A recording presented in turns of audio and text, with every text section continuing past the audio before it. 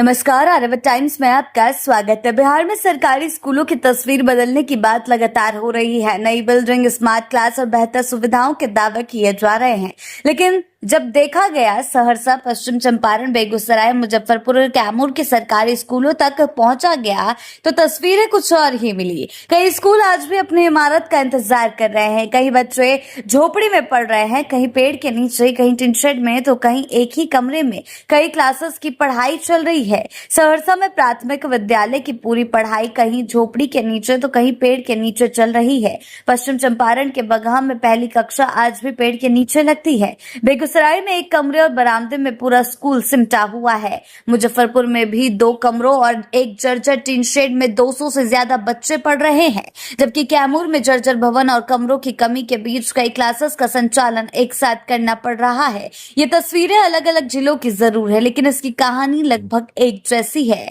आज तक की टीम वहां पहुंची है और साथ ही साथ अगर आज तक के रिपोर्ट्स के अनुसार बताया जाए तो सहरसा, पश्चिम चंपारण, बेगूसराय, मुजफ्फरपुर और कैमूर की सरकारी स्कूलों का दौरा जब किया गया तो ग्राउंड पर जो जमीनी हकीकत सामने आई है, उसने ये सवाल जरूर खड़ा किया कि जिन स्कूलों में अब भी भवन, शौचालय, पीने के पानी और पर्याप्त कमरों जैसी बुनियादी सुविधाएं नहीं हैं, वहां पढ़ने वाले बच्चों तक शिक्षा सुधार की योजनाओं का लाभ आखिर कब पहुंचेगा। सोनबरसा प्रखंड के मैनापट्टी और झिटकिया गांव के 2 प्राथमिक विद्यालयों की तस्वीर बताती है कि भवन की कमी आज भी बड़ी समस्या बनी हुई है। मैनापट्टी गांव का प्राथमिक विद्यालय पूरी तरह एक झोपड़ी में चलता है। 1 से 5वीं तक की सभी कक्षाएं इसी झोपड़ी में लगती है। इस स्कूल में 55 बच्चों का नामांकन है और 5 शिक्षक तैनात है।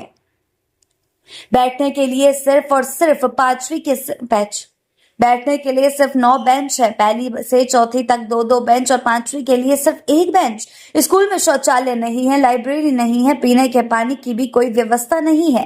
प्रधानाध्यापिका कुमारी रंजन बताती है कि टीचर अपने घर से पानी लेकर आते हैं। बरसात में झोपड़ी की छत टपकने लगती है और कई बार पढ़ाई रोकनी पड़ती है। टीचरों के बैठने के लिए भी अलग कमरा नहीं है।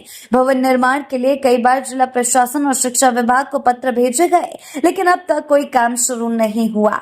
यही एक और तस्वीर सामने आई। स्कूल में उर्दू टीचर मोहम्मद शाहजहां की नियुक्ति है, लेकिन एक भी उर्दू का छात्र का एडमिशन नहीं हुआ।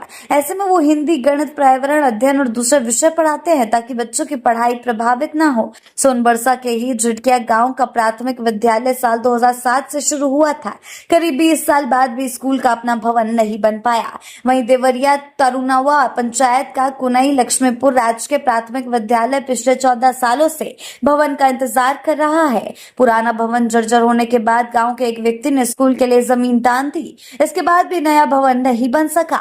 आखिरकार ग्रामीणों ने चंदा जुटाकर 4 कमरों का टिन शेड तैयार कराया। आज 2वीं से 5वीं तक की कक्षाएं उसी टिन शेड में चलती हैं, जबकि पहली कक्षा पेड़ के नीचे लगती है। यानी कि स्कूलों की हालात दिन प्रतिदिन बिहार में बिगड़ती हुई ही दिखाई दे रही है। आगे के अपडेट्स के लिए जुड़े रहें आर्यभट्ट टाइम्स के साथ ही चैनल को सब्सक्राइब करना ना भूलें और हमारे फेसबुक और वेबसाइट के साथ भी जरूर जुड़ें।